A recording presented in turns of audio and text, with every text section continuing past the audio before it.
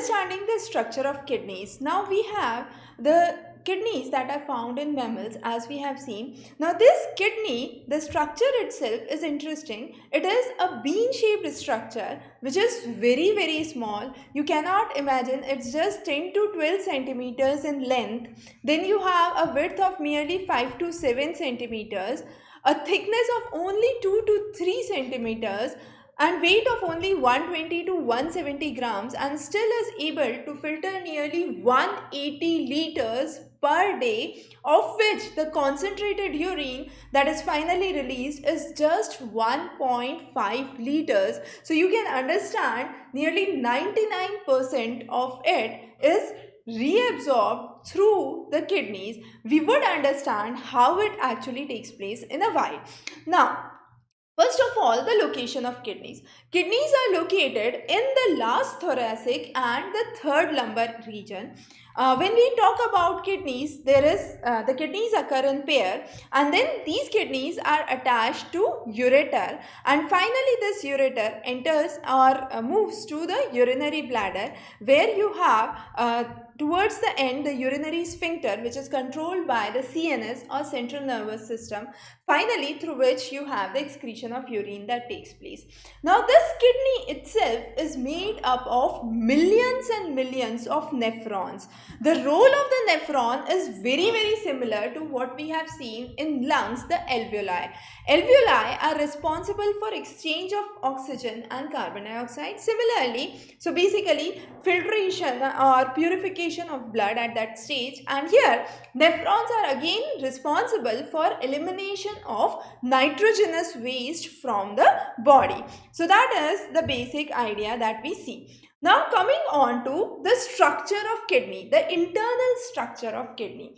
So as we said, kidney occurs in pair. We would understand just a single kidney here and understand the internal structure. So first of all, there is an outer layer which is known as capsule. Within the capsule, there is the inner layer. Now inner layer is further subdivided into outer region, which is the cortex, and the inner region, which is the medulla. So that is the division of the kidney itself. Now the point where kidney connects to ureter is known as helium. Now this helium, this is not the gas helium, this is Hi, not He, which is the element that is found as helium. So this helium has three important components. What are those three important components? There is renal vein, renal artery, and renal nerve. So all these three components pass through this helium region. So you have the renal vein, the renal artery, this is the ureter, and then you have a renal nerve that pass through this region. So this notch, which is known as the helium. Then there is the calyx. Now this region, as you can see here, is the calyx. Now calyx could also be divided as major and minor. The center region, as you can see here, closer to the pelvis. So this is the region of the pelvis, and closer to the pelvis, so this is pelvis, and closer to the pelvis there is major calyx, and towards the periphery, as you can see here, this is the minor calyx. So calyx is further seen, the major and the minor calyx we have understood. Now this cortex further extends to the medulla, and there are certain gaps that are seen. Now these are known as renal columns or the column of Bertini. So this is the column of Bertini, and now within this kidney structure you have millions of nephrons. Now interestingly, nephrons are present in both the section, the cortex as well as the medulla. We would understand in a while how there is a division of the nephron through the cortex and the medulla. So let's understand the structure of neuron first to understand which region is present in cortex and which region is present in medulla of the kidney. So coming on to the structure of nephron. As we said, within one kidney there are millions and millions of nephrons that are present. The nephron itself is an interesting structure that we would understand.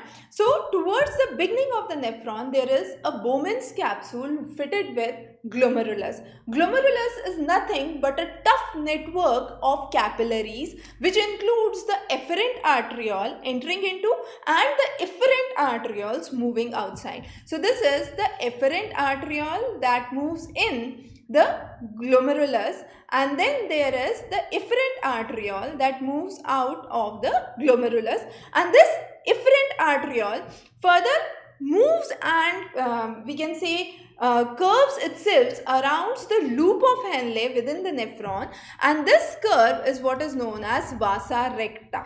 So very important, what is vasa recta? So vasa recta is the capillary which is surrounding the loop of Henle.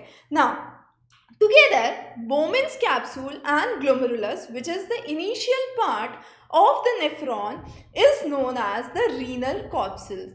Now, renal corpuscles move horizontally. This section where it moves horizontally is known as PCT or proximal convoluted tubules, followed by the loop of Henle. So this is the structure of the loop of Henle. In the loop of Henle, there is one section that moves down, and since it's moved down, it is known as the descending limb. The other section moves up. It is a U-shaped structure. The section that moves up is the ascending limb. So two limbs of loop of Henle, the descending limb as well as the ascending limb. And finally, this loop of Henle moves to the next section, which is the DCT or the distal convoluted tubule, and this distal convoluted tubule finally connects to the collecting duct, and that is how we understand the basic structure of nephron.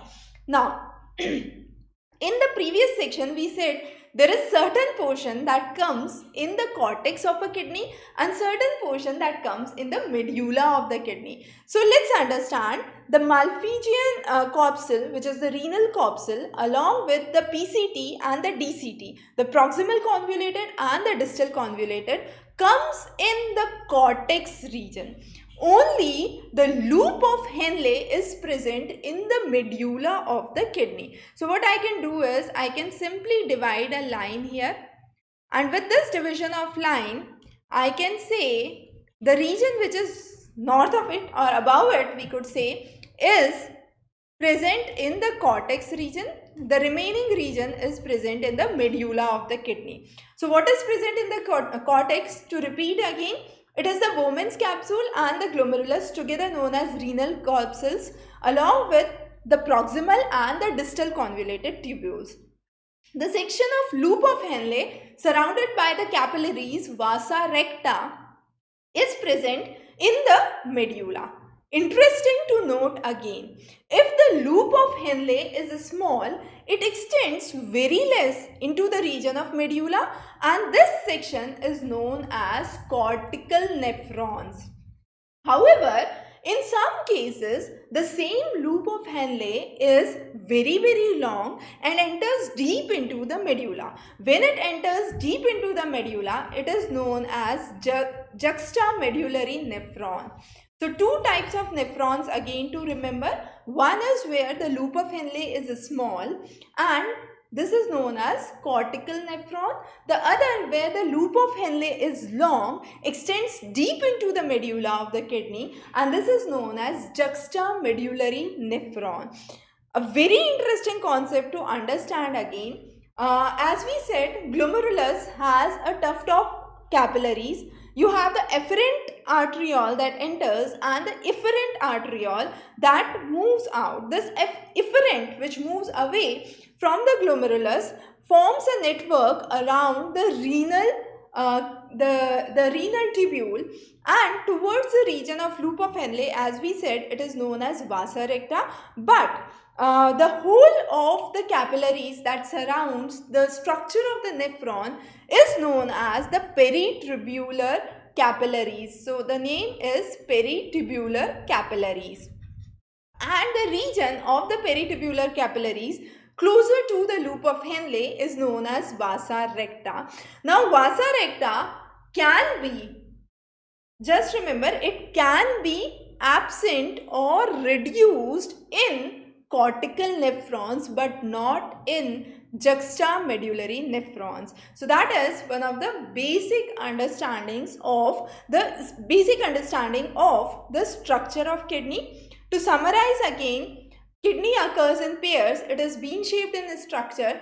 The internal structure of kidney we understood, which starts with the ileum, where you have the renal vein, artery and nerve that enters in, and then enters in or moves out, and then you have the capsule. Within the capsule there is the inner part. This inner part has cortex as well as medulla, and then each of the kidney has millions of nephrons, and each of the nephron has a renal corpuscle which is composed of the Bowman's capsule.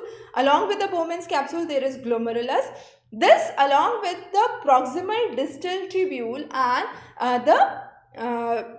proximal and the distal convoluted tubule, that is the PCT and the DCT, forms or is present in the cortex of the kidney. The region of loop of Henle is present in the medulla. If the loop of Henle is small, it is seen in cortical nephrons. If it is long, it is seen as juxtamedullary nephron. This is about the kidney and the structure of the kidney.